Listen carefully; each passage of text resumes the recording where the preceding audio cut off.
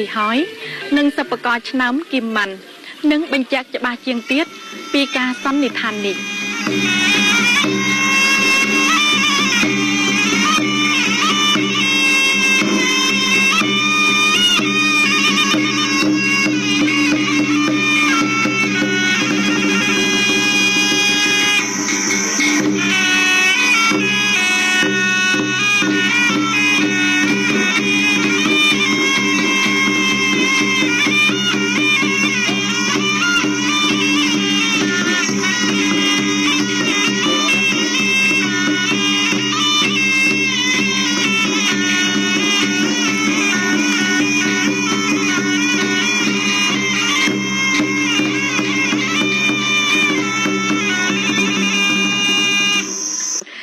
មានគន្លឹះកន្លែងល្អ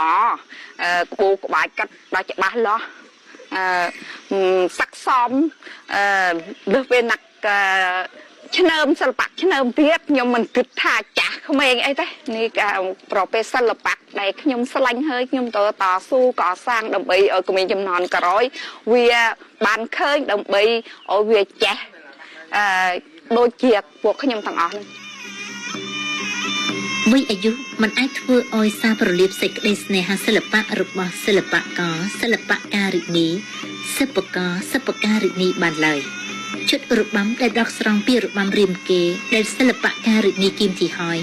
និងសិល្បករឆ្នើមគីមម៉ាន់សម្ដែងបានបញ្ជាក់បន្ថែមពីចំណុចនោះម្នាក់តែងតែរក្សាខ្ជាប់ខ្ជួនស្មារតីរបស់តួអង្គនីមួយដែលពួកគាត់សម្ដែងហើយនោះក៏ជាកិច្ចការដ៏ជាក់ស្ដែងបំផុតដែលពួកគាត់កំពុងតែបង្ហាត់បង្រៀនសិល្បៈជាតិឲ្យជំនាន់ក្រោយផងដែរ